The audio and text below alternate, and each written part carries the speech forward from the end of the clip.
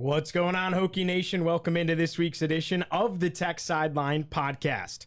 The Virginia Tech women's basketball team is heading to the Final Four in Dallas, and Virginia Tech spring football launches into week 2 of spring ball. Best part of it all, Andy Bitter makes his podcast debut as a member of the Tech Sideline team. That's all coming up on episode 291 of the Tech Sideline Podcast, which starts right now.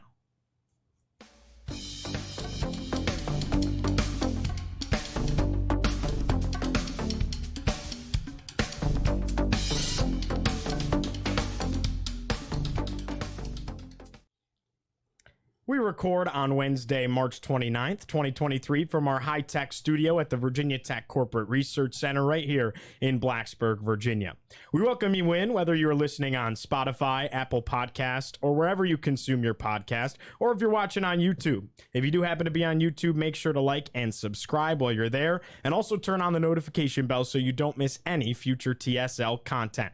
Tech Sideline is presented by First Bank and Trust Company. First Bank and Trust Company is the bank that puts you first. Visit www.firstbank.com to learn more. Let's go ahead and dive into our show today. Introduce everybody on the set. To my right, brand new addition to the team, senior staff writer Andy Bitter. Across the way, founder and general manager Will Stewart. This is for Andy. Behind the scenes producing this afternoon, Mr. Carter Hill. And I'm your host, Giovanni Heater. Well, let's go ahead and tell this story a little bit. Andy, welcome to the crew. Will, how did this all come to be? So Andy and I see each other at the gym all the time. First of all, we've known each other for years. We had Andy, when he was working at The Athletic, he'd written a book and we had him guest on the podcast back when we had... It wasn't as high tech back then. This has been upgraded quite a bit since then. Really? So what do you remember about that? I remember that you and Chris both had your desks in here as well. So it was a little cramped, but this is... Wow, I'm impressed. This thing has expanded. Yeah, I'm like in a cabin in the woods out here, just talking Hokies. I like this thing. Nice. So I get to. So anyway, Andy and I have known each other for years and had a professional relationship for years, but we see each other at the gym a lot too. So it's like the joke I make with Andy is it's our golf course. It's where Andy and I meet and talk business and stuff like that. Let me figure out how to put this exactly correctly. Particularly back when Andy worked for the Roanoke Times, you see what's happening in the newspapers and they're shrinking and shrinking and shrinking. So as a guy who runs a business, you always think to yourself, there could be some meeting at some point, something could happen at some point, and we might be in a position to try to get him to work for us. When he went to The Athletic, I was like, man, well, that's over. And then, The Athletic got bought by the New York Times, and it went from what I would call the venture capital stage, where they've got tens of millions of dollars and they're just spending it, to having to run it like a business, and you never know what will happen. So Chris, Coleman, and I would sit around and talk about this. Like, what if The Athletic decides to not cover Virginia Tech? We didn't think that was really going to happen, but we talked about it. And so we always had it in the back of our mind, and then I didn't think it was going to happen when it happened. So Andy announced on, I think it was February 24th, that The Athletic was ceasing its Virginia Tech beat, and therefore ceasing its employment of Andy Bitter. And so for me, I probably reached out. I think I reached out to Andy immediately, and then saw him in the gym probably a day or two after. And I don't know if this is the exact phrasing I want to use, but I'm sensitive to the plight of a man who has a wife and family and is in that situation. So for me, it wasn't just, I really want this guy to work for us. It was, here's a guy that, has been cut loose unexpectedly. And so we got to talking, and, I made him an offer that I felt was aggressive because I really want him to work for us. And, we had to meet a few times and talk things over. And then I finally figured out somewhere along the way that I had to meet his wife, because you have to meet the wife. She's the decision maker. So right. You have to the wife, all your bases. Andy and I know each other, and we've had all these professional discussions, but ultimately I'd never met his wife, Annie, before. And I'm like, she's got to lay eyes on you and ask you questions and know that she can trust you before she says, okay, Andy, you can do this. She's the one who sniffed out the New York Times being bad news ahead of time when it got bought. She's like, I don't know about this, so I have to trust her instincts on that. I like how, Will got the humble brag in there. It's like, we talk at the gym all the time, between sets, repping 225, and we have this discussion. Just drops that in very casually how this whole thing works. On our heavy leg days, we occasionally chat. No, but I would say, Will was very aggressive, and he reached out that first day, like he said, and things progressed from there. And I'm thrilled to be here. This is the perfect situation. I can continue to cover Virginia Tech, don't have to move the family. My wife's got a great job; she can continue doing that, and I mean, nobody's going to cover Virginia Tech better than us. Yeah, so let's do it. Yeah, absolutely. We were all so sad to see what happened with the Athletic, but we're all so glad that you're here. And these football podcasts are going to go crazy as well. Once you get you, Chris Coleman, D. Cunna, Will, all in the same room, just going to sit back and watch the magic happen. So that's going to be a good time, no doubt. I mean, the only thing I could add to all that is that one of the things we're hearing from a lot of Hokie fans is, great, now I can get everything in one place. True. Because there were a lot of people that were subscribing to Tech Sideline. There were a lot of people that were subscribing to the Athletic because they wanted both places, and now they got it all in one place and they're happy. Awesome. All right, well, let's go ahead and talk some women's basketball. We'll get into football in the second half of our show and bring Chris on this set. Let's talk women's basketball. Final Four. Man, does that have a ring to it? Regardless of what happens, you're going to have a Final Four banner hanging up inside Castle Coliseum. Will, as somebody that has been around Virginia Tech athletics for so long, has invested your entire professional career, both of you have, into Virginia Tech athletics. What does that feel like? Because I think it's a little different and probably means a little bit more to someone who saw it at its peak back in 1999, who have been around since the beginning, compared to somebody who like me or Carter, who are new students, very exciting still, but I'm sure it means a little more to you. Yeah, it's, so many times Virginia Tech has been close and hasn't made it. The 1999 football championship game, the men's soccer team played in a Final Four. The women's soccer team played in a Final Four. We saw baseball and softball just last year get really close to making the College World Series. So it's not to get all touchy-feeling, but I'm so happy for the people in the program, because we talk about this all the time. Coaches talk about this all the time. Coaches are here year after year after year, but there are athletes that get their one chance for this. And so I'm really happy for all these players that came through in the clutch and have made the Final Four. And I don't think it's really sunk in on me yet, but in making up the thumbnail for this YouTube video, I selected a picture of, Georgia Amore holding up the regional championship trophy. And I thought to myself, you know what, that thing's going somewhere in Merriman or Hahn-Hurst actually, and it's always going to be there. It will never go away. So those are my thoughts in the moment. And I can babble on a lot more about that, but what do you think, Andy? Yeah, I mean, it's an incredible achievement. And it's one of the best seasons in the history of Virginia Tech athletics. And, you feel good for Kenny Brooks as a coach. I mean, he's such a nice guy. They've been building this up just sort of slowly over the years. And, a couple years ago, they were going to make the tournament for the first time, I believe, and then COVID canceled the tournament. So it's a difficult situation like that. But, this is just a fun team to watch. And it seems like a team that everybody knows what their role on the team is. And they go out there and they just execute. And they've been playing at such a high level these last couple of weeks. I mean, it's been incredible. I've taken my daughter over to a couple games to watch. She mostly likes to color on the side, but I've enjoyed watching it in person too. They play well together. And as Kitley's the force down low. Amore is the bulldog point guard. She was a one-woman press break against Ohio State. They just get the ball to her and she just dribbles right through the whole thing. Soul being the sort of the energy person off the bench. I mean, how many times did she get hit in the face? It seemed like in the last couple rounds, going for a rebound or just physical play, and she bounces right back up, and the team builds off of that. And then other people that hit threes. And I mean, it's a well-rounded team that's really fun to watch play together. And when they're playing at this level, I mean, it's just great basketball. Yeah, to your point, it almost feels like they have every piece that you need, right? You have an incredibly athletic, explosive point guard who just makes those jaw-dropping plays in Amore.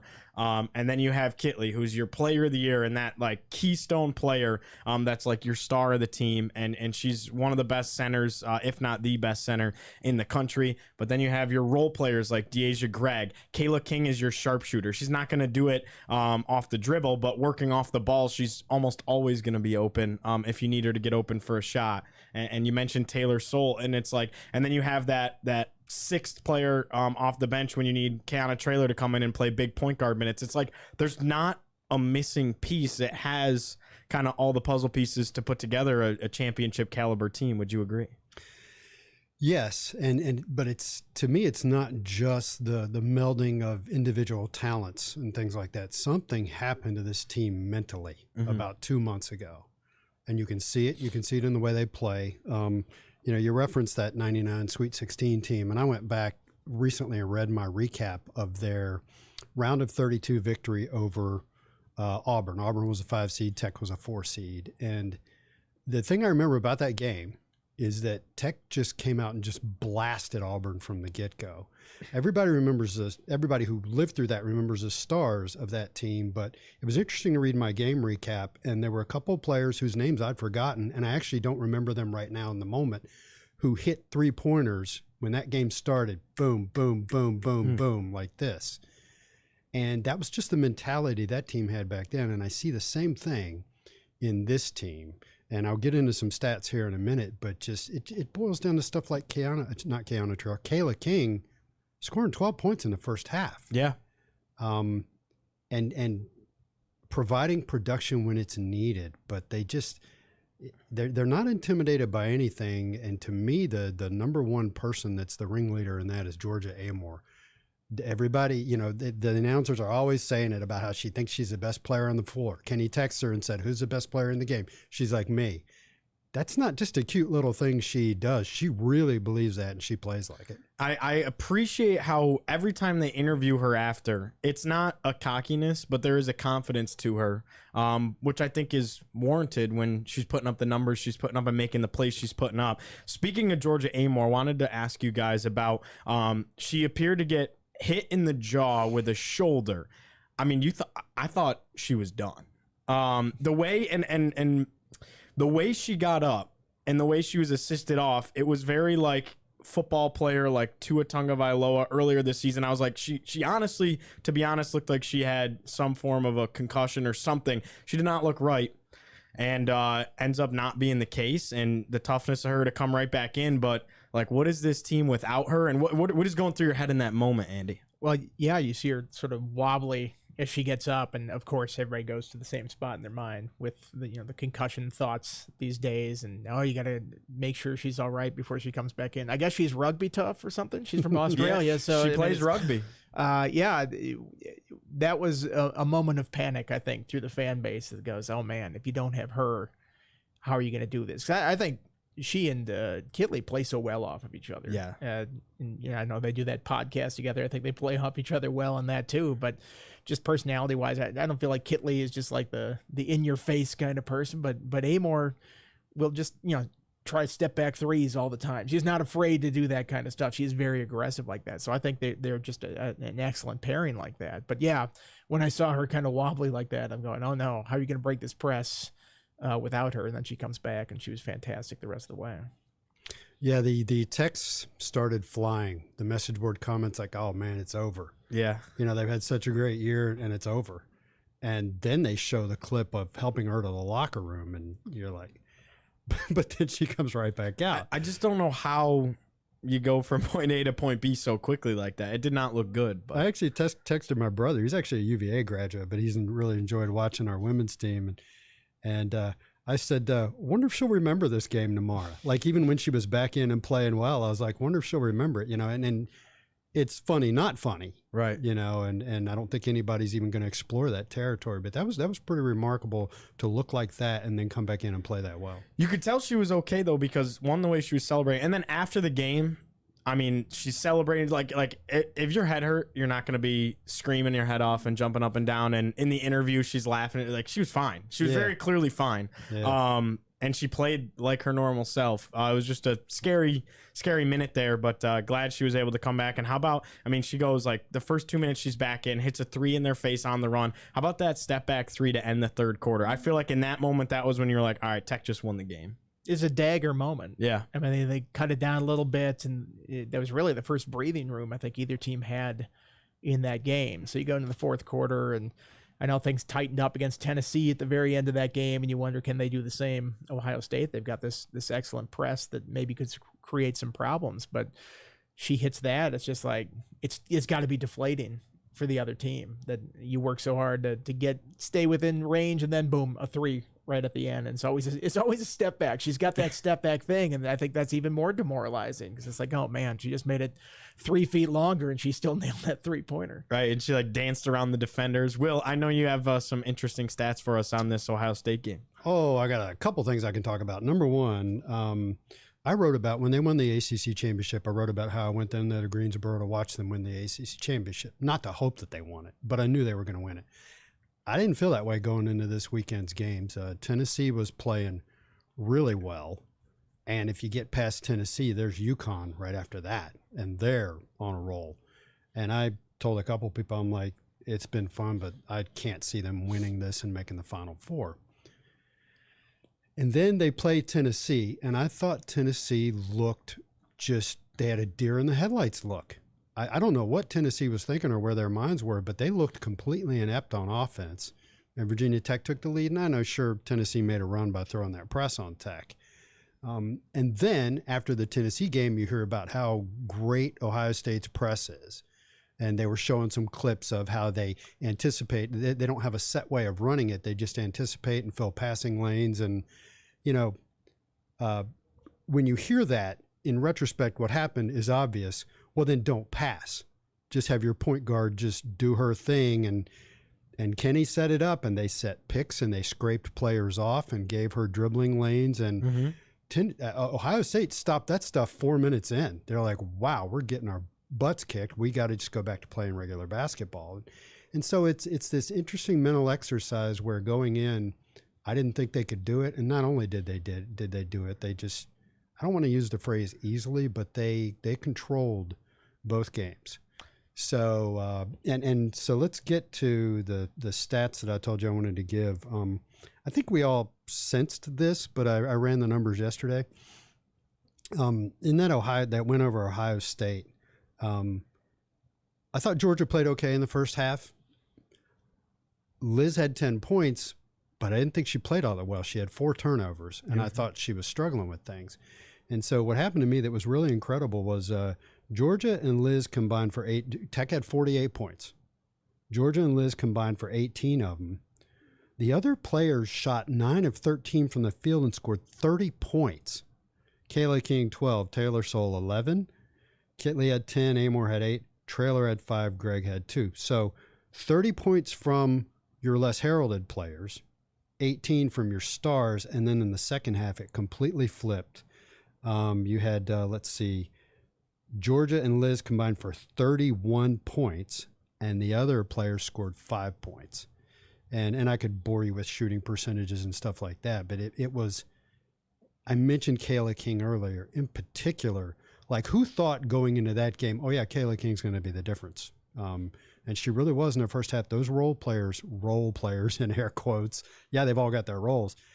They'd be stars on other teams. Man, they really stepped up in the first half at a time when Georgia was just playing okay, and Liz had 4 turnovers. By the way, Liz had no turnovers in the second half, and just really asserted herself in the second half. So, well, it was an exciting game, no doubt about it. Anybody's final thoughts, maybe some thoughts on LSU, briefly surface level stuff before we turn it over to football and get Chris Coleman on the set. I know you're heading to Dallas. David Cunningham is there. We're going to have full coverage down there. Exciting times to be a Hokie. I think it's the Final Four is so interesting because, Virginia Tech is not an afterthought here, certainly.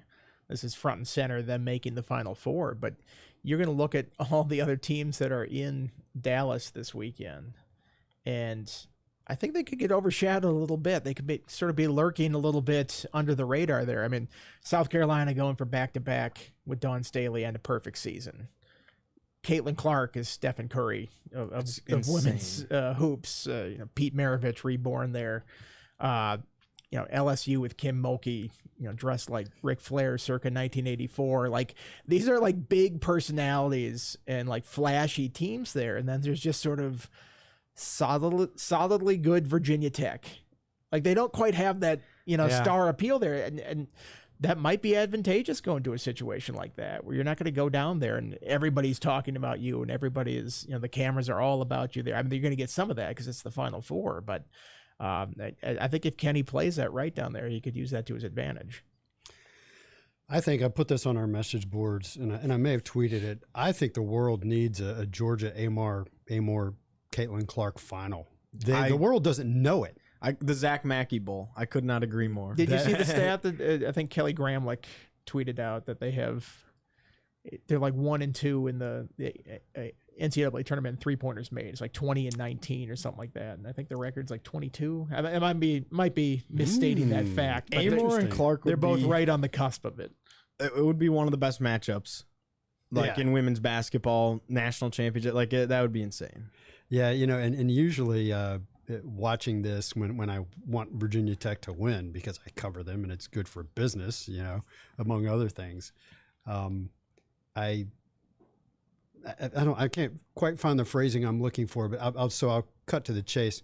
I really like watching Caitlin Clark play. And if it does wind up being an Iowa-Virginia Tech final and Iowa wins, it's not good for Virginia Tech, but I'll get it. That's one of the best players I've seen. I've only seen her play 1 or 2 games, but she's just a blast to watch. I think the Pete Maravich comparison is fair. So the only thing I can say about all I know about LSU, other than Kim Mulkey's fashion, and she's said very nice things about Tech, by the way, is Angel Reese, I believe, is their star center. I think I'm remembering the name correctly. Yep. 32 double-doubles this year. That's a lot of double-doubles. I think Liz has 55 in her career. Reese is 6'3". It'll be interesting to see Liz being 3 inches taller. Does that make a difference? But unfortunately, we haven't had a chance to really research them and break it down. And hopefully you guys can do that on a TSL today. And yes, we will do that. Yeah. So, we got David there. We're sending Andy down there. We're sending a photographer down there. We've got another photographer local. So, we're going to cover the heck out of it. Absolutely. Virginia Tech in the Final Four. It's got a big ring to it. I want to get, maybe we shouldn't jinx. What do we think? Predictions for the Final Four to the national championship game, or do we not want to jinx anything? I'm not going to make predictions. I will say that if this team were to actually win it, it wouldn't surprise me. They've got that look. I know the challenges are stiff, but I also thought they were in the Sweet 16 and Elite 8, and look at what they did. So nothing will surprise me. I think I'll make one prediction. I think Caitlin Clark and Iowa are going to beat South Carolina. It's bold. That could happen. It's bold. But I think, and I also, if I'm Tech, granted you got to get through LSU. If I'm Tech, I would rather play Iowa than South Carolina. I think it matches up better. They're good, don't get me wrong, but they have one. If you can find a way if you hold Caitlin Clark to 30 points, you can win the game. Is kind of my belief there. Yeah. It's not really a good option either way. Yeah. Regardless, the undefeated number 1 team, reigning national champ, or like the leading scorer in the country. Women's basketball. Right. There's no good choice. The larger and more physical that the opposition gets, the tougher it is for Virginia Tech. And that's South Carolina. Yeah, they're not built that way. Yeah. I do think you're getting ahead of yourselves. LSU's up first. People are going to say, well, you guys are looking ahead here. Yeah. We don't play. Jake Lyman. It's not going to stop people from saying it. Jake Lyman saw Vanderbilt play LSU twice. I watched the game with him, the Ohio State game with him, and he said, and this is no knock on LSU at all, he said, if you can beat Ohio State and Tennessee, he played against Vanderbilt, played against Tennessee and LSU twice, both of them twice, and he said that Tennessee's better than LSU. Interesting. So there's that. Former podcast host Jake Lyman going hard to the hole. Yeah. So hopefully I didn't just throw Jake under the bus. We'll take a short break. Step aside. Football coming up when we come back. Welcome back, Hokie fans, to episode 291 of the Tech Sideline podcast presented by First Bank and Trust Company. The TSL podcast is also presented by the Hokie Way. We stand behind our community and the talented VT student athletes within it. Through charitable donations to the Hokie Way, collegiate athletes can become a voice for the charitable organizations that surround us. Learn more about how to get involved at thehokieway.org. Thank you once again to our proud sponsors at First Bank and Trust Company and the Hokie Way. Chris Coleman back on set. Andy Bitter, of course, to my right. Will Stewart shifts over to the fourth chair, and we'll probably have him cue in at some point throughout. But let's talk a little bit of spring football, gentlemen. First and foremost, you guys had the opportunity to attend open practice on Saturday. What stood out to you? I guess we'll go Chris, then Andy. I guess first thing you have to realize about these open practices is it's not like the old open scrimmages where anybody could just go in and it's an 85-play scrimmage and it's tackled the ground the whole time and there's no individual drills. It's a lot different. You know, there's special teams practice, there's individual unit drills. Then they'll get together for like 12 plays and kind of scrimmage, and then they'll break back up into a special teams unit. So there's like no real rhythm to these things. And it was the first day in full pads, so there wasn't a lot of tackling to the ground. So there's not a tremendous amount you can take out of it. I think they have more receivers this year, is one of the takeaways. I don't know if there's anybody as good as Caleb Smith per se. I guess we'll find out. But collectively, the group is better.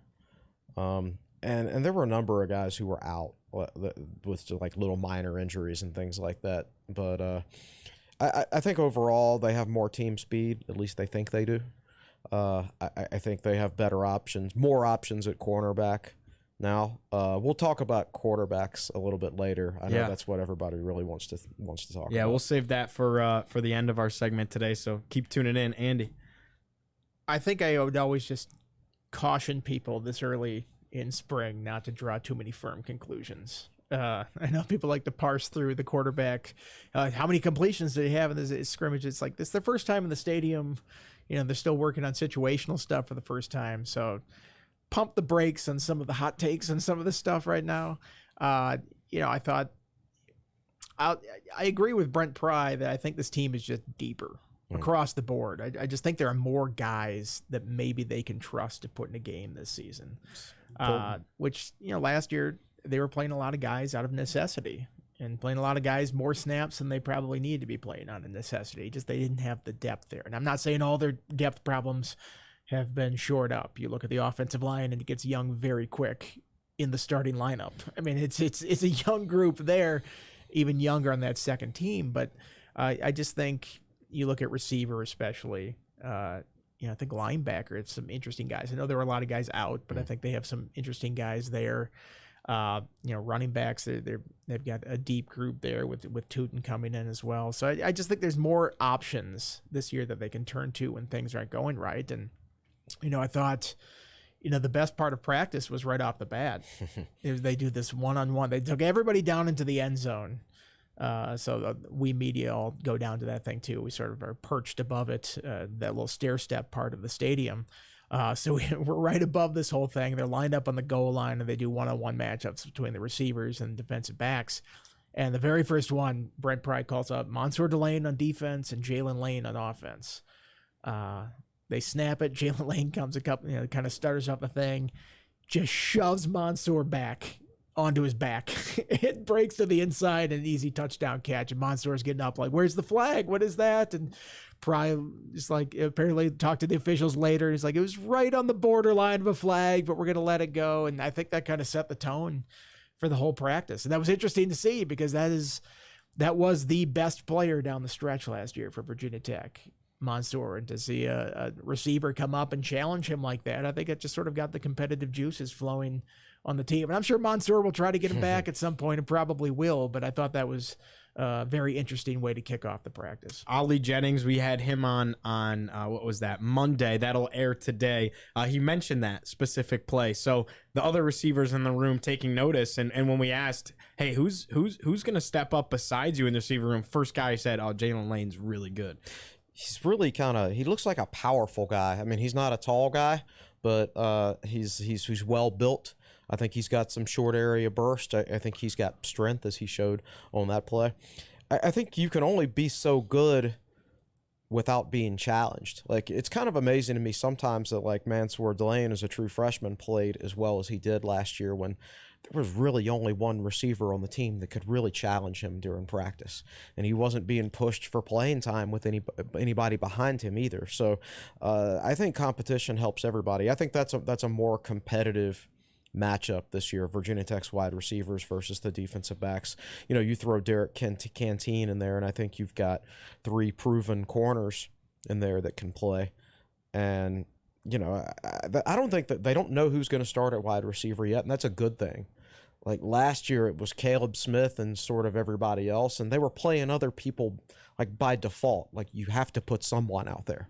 This year, they're gonna be able to choose.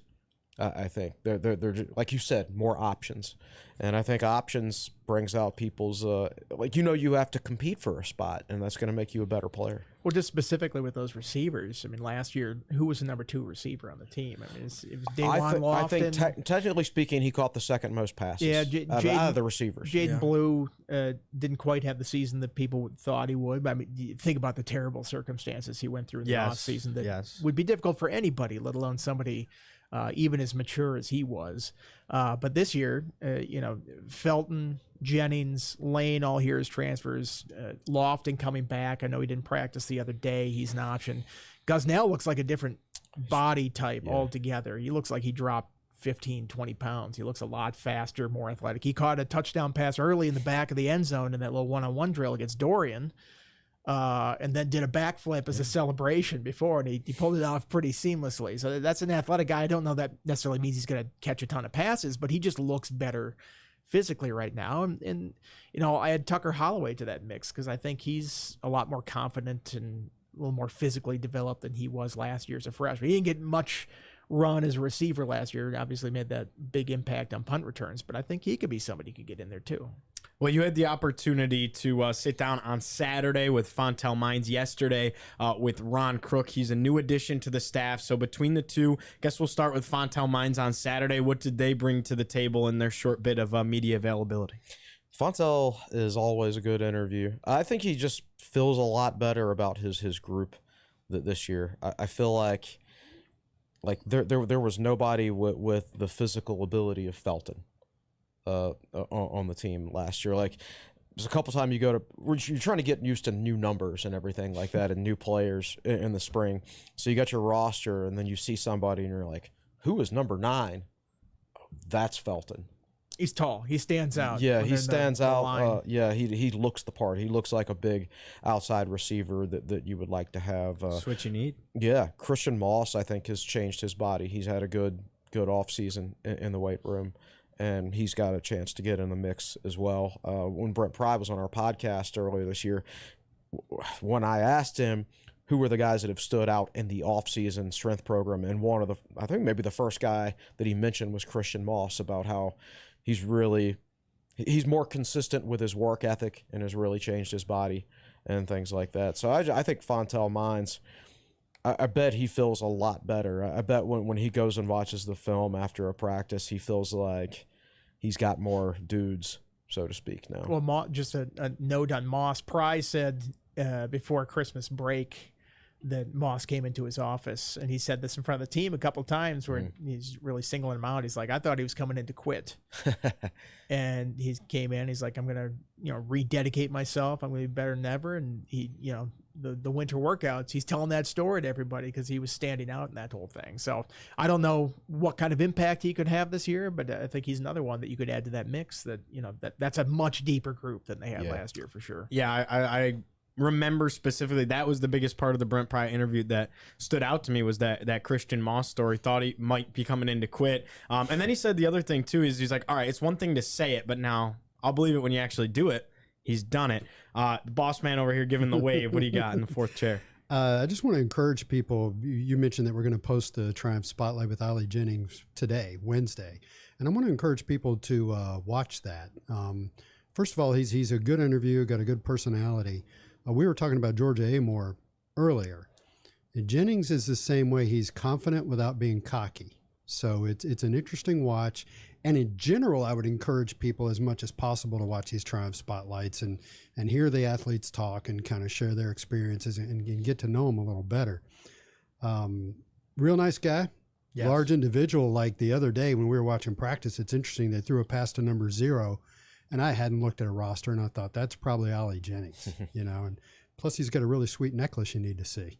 He did. It was like diamonds all the way down. It said AJ for his initials. It was pretty sweet. Nice. It was nice, no doubt about it. Well, how about Ron Crook on the other side of that? Talked to him yesterday. Yeah, I thought he was an interesting guy to talk to. You never know what those offensive line coaches. Some can just be like crusty old coaches. They're just like, what do you want? It's like, okay, and he wasn't like that, which is welcome as a reporter when you talk to these guys. But I thought what stood out with him was that he sort of has this history with the Pry family. They haven't necessarily coached together. He knew some guys at East Stroudsburg where Pry's dad had coached, and Pry coached there, I think, in 93, 94. That was his first full-time coaching job. So they never were on the same staff like that, but they knew the same people. And so he reached out to the East Stroudsburg offensive coordinator there, who's been there forever, like 50 years forever. And he said, Crookie, they're family. He's family. So that's sort of what sold him on the idea of Virginia Tech being a good fit. So I think they're sort of, in line with their thinking of what they want the offensive line to be. And I know people can say, well, does that mean Joe Rudolph wasn't? I'm not saying that. I'm just saying that I think they found somebody that's a good match personality-wise for the staff, scheme-wise for the staff, and seems to be sort of in tune with Tyler Bowen and the direction he wants to take this offense. Everything I've read about Crook so far is talking about keeping things simple. We've got, Brandon Patterson is writing a 2-part series about Crook, and he started it off last week with, talk about technique is important and everything, right? But I think Joe Rudolph was so attention to detail. And I think Silas Janzi last summer was right to call him a genius. But I also think when you demand so much, it can take a long time to develop someone. And I don't know that people have the patience for that in this day and age. You have to have a specific type of player, maybe. And he wasn't interested in recruiting the transfer portal, clearly. And so he's interested in developing guys over 3, 4, or 5 years, which, okay, that's fine. You can't leave after 1 year and then have that happen, right? So I think a guy like Crook, who is, of course, technique is important and everything like that, but I think it's good. He's not going to have those guys thinking too much. I think that was part of the problem with the Virginia Tech offensive line last year. They were so focused on these little minute details. You got to get your first step right, and then what's your second step, and then hand placement, and then who do I have to block on this play? There's just so many little things as an offensive lineman that I think it hurt them last year in the short term. I don't think that'll be the case this year. I think it'll be more simple stuff. Not to suggest that there won't be a focus on technique and details and things like that, but I think Crook is the type of offensive lineman where it's easier to learn in a short amount of time. And they need that. I mean, this is their third O-line coach in 3 years. Yes. And that's 3 different people giving them the message, 3 different ways of describing techniques. And that's sort of what he talked about, was coming in and, learning how they do things, then sort of adapting how he, terms things or teaches things so that it's in line with what they've known before to make that transition smoother. So, we'll see how it goes. I think that's still the biggest question mark on this offense is how that group gels. It really is. You're starting a redshirt freshman who's played like 20 snaps at left tackle. And another redshirt freshman at left guard. Another redshirt freshman at left guard who's played parts of 4 games. Your best player on the line last year is switching positions to center and Caden Moore. I mean, there's a lot of question mark. And then you get to that second team and nobody's played. Right. and you go, man, that drops off quickly in experience. So we'll see how he does with that. But I think he could be a good fit just personality-wise with his staff. I think so. And he's still getting used to his personnel, too. He didn't recruit these guys. He got hired 3 days before spring practice started, so it's not like he had several weeks to sit back and watch film and figure out exactly what he had. He's probably trying to figure out, is this guy a tackle or a guard? One day Bob Schick is the number 2 right tackle, and then the next day he's the number 1 right guard. I think there's some of that going on. Is Johnny Garrett going to be a tackle or a guard? Would Brody Meadows get a chance inside to compete for one of those starting guard positions? Right now, he's the number 2 left tackle. I would actually like. I wish Tech had a little more tackle depth so they could try Meadows at guard, because I think maybe he might be a better fit for that position. It'll be interesting to see in the second transfer portal window if there are any or which offensive linemen are available and if Tech makes a move, because there are 4 or 5 redshirt freshmen in the 2 deep, including 2 in the starting lineup. And, we saw some teams last year like Duke signed 3 offensive linemen in the transfer portal. They all started, and Duke, improved from 3 wins to 9 wins on the season, and all those offensive linemen played well. It is possible to bring in 3 new offensive linemen and have them mesh with your offensive system quickly, if you know what you're looking for. I think normally in the winter transfer window that just finished, there are more players, more talent available than there's going to be in the summer. But I'll be interested to see if there are 1 or 2 offensive linemen available that could potentially help if Crook decides to make a move. Well, there's your first little sample of Chris Coleman, Andy Bitter back and forth. I don't know if it gets much better than that. Let's talk quarterbacks. I think that's something that everybody always wants to hear on a surface level. You got a quarterback battle between Grant Wells, Kyron Drones. You also have a lot of quarterbacks rostered at this point in spring ball. So I'll just turn it over to you guys for a quarterback discussion.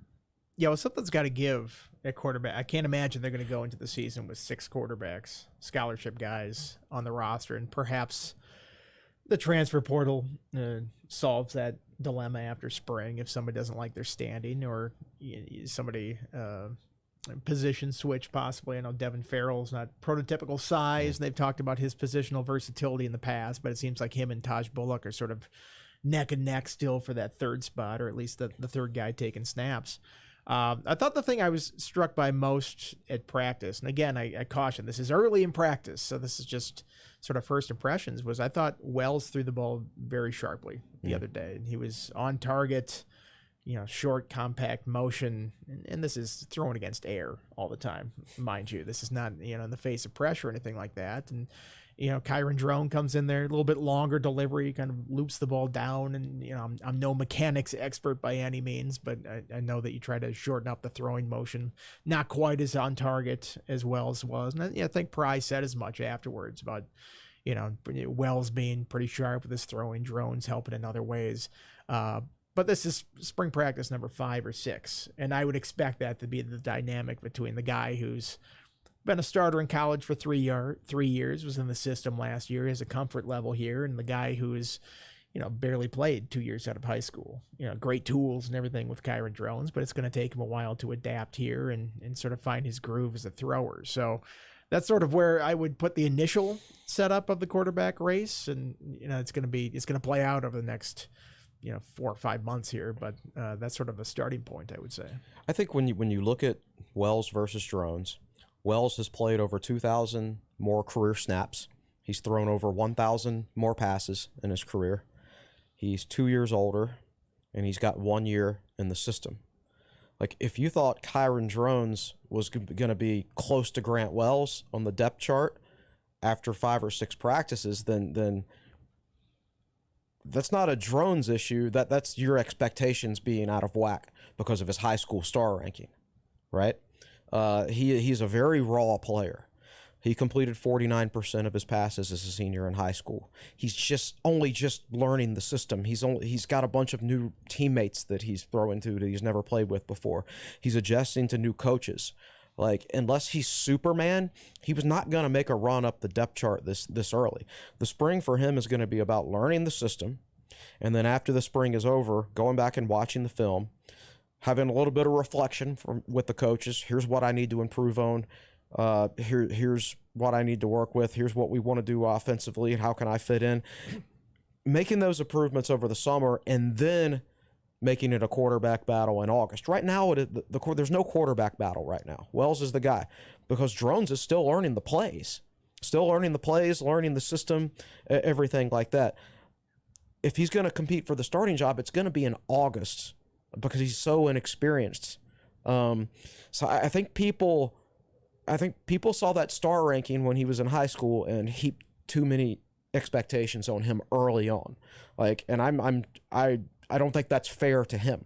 I think he has talent and he's a good prospect, but he can't just come in and beat out the incumbent starter just like that. He doesn't have the knowledge within the system. So I don't even think we need to be talking about a quarterback battle until August, because still has a lot of knowledge that he has to soak in between now and then. I would push back on saying Wells is the guy right now. Right. I would say if they played a game tomorrow, yeah, that's what the guy, I mean. That's but what they're I mean. not going to play a game tomorrow.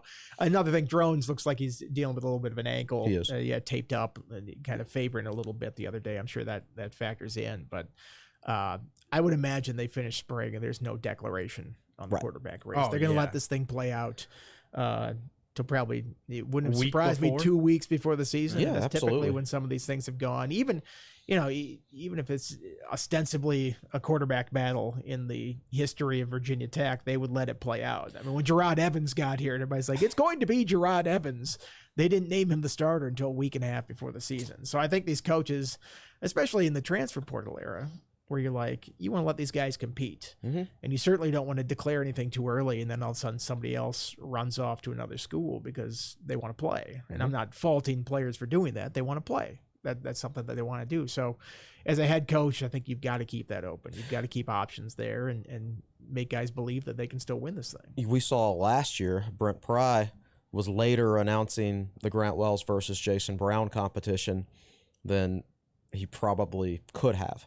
Like, that was never really what I would term a close competition between Wells and asked Brown. Brad Glenn about it. It's like, how is Wells better? He's like, in every way, considerably. Right. And it was never it was never really close. It was just never like, close. But they said that Jason Brown got better in August and Right. maybe closed a little bit, but that Wells had such a significant advantage the whole time that it wasn't really a question. Right. But they still didn't officially name the starter until what, mid-August? Yeah, it was middle of August. Yeah, the middle of August. So they let that thing go longer than they could have. I would expect them to do that similarly this year. I would say at least mid-August before there's an announcement made.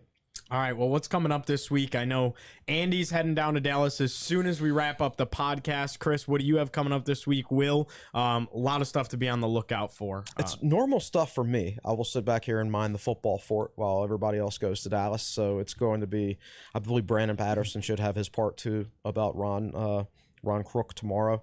And then I'll have a Q&A on Friday. Perfect. Andy, for you? I'm just going to find the best women's basketball stories down there I can. Awesome. Help out David. David's the pilot here. I'm the wingman. So, and that sometimes that frees you up to go find some other stuff that's pretty cool. The beat writer doesn't usually. The beat writer has to do the meat and potato stuff, and I get to do the dessert. Cool. Looking forward to that. Will, anything for you? Nothing. The boss man shakes his head no.